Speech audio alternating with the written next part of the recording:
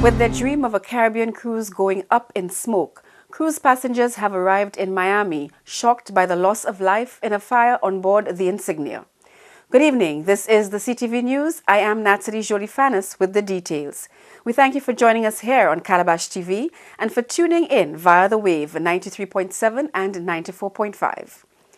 The Insignia was built in 1998, but only this year underwent a multi-million-dollar refurbishment and joined the Ocean Fleet in May.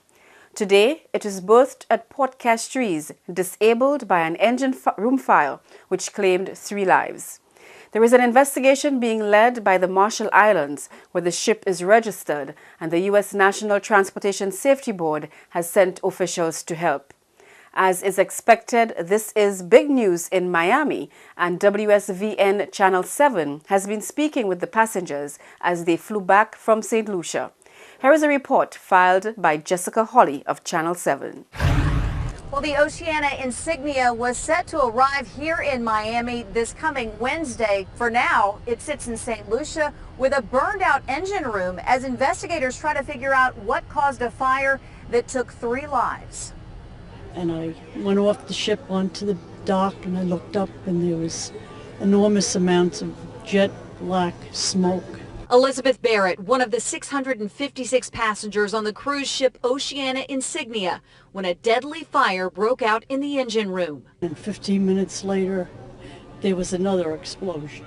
She and the other passengers were evacuated and flown to Miami after the tragedy on board. As a result of it, we understand that 3 young men lost their lives. The fire inside the South Florida-based cruise ship took the lives of 1 crew member and 2 contractors. 2 other crew members were injured. 1 remains hospitalized in stable condition.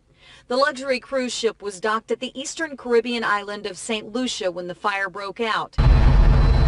It was due to arrive in Miami on the 17th. Oceana Cruises released this statement following the fatal fire. We are deeply saddened by the tragic events that occurred this morning on Insignia. We have extended our heartfelt condolences to the families of those involved and are offering them our full support. This is truly an emotional time for all of us at Oceana Cruises. An emotional time for the passengers as well. We knew the crew very well, so any loss to them was a loss. They got to be like family after all the time we were on the ship. So yeah, that makes you feel pretty bad. The investigation into what happened is being led by the Marshall Islands, where the ship is registered, but the U.S. National Transportation Safety Board is sending officials there to help. And as for that canceled cruise, all of the passengers will be getting a full refund plus a 50% credit to use toward a future cruise. Reporting in Miami, Jessica Hawley, 7 News. St. Lucia's Tourism Minister Lorne Theophilus has extended condolences on behalf of the government and people of St. Lucia to the families of those killed in the engine room fire. My background reflects what ought to have been a celebratory day for us within the tourism sector.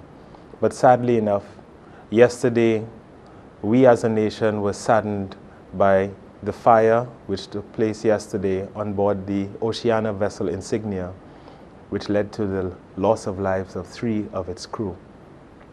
On behalf of the government and the people of St. Lucia, I would love to extend my deepest sympathies to the management and staff, captain and crew of the Oceana vessel Insignia, and to wish them during this time of sadness that they get the greatest support from the government and people of St. Lucia. Mr. Theophilus has also praised the work of the early emergency responders for their quick action, which may have prevented further loss of life and probably averted a bigger disaster in Port Castries. I wish to commend all of our response teams for their timely and efficient handling of the incident yesterday. From SLASPA, fire service, to medical and ground staff.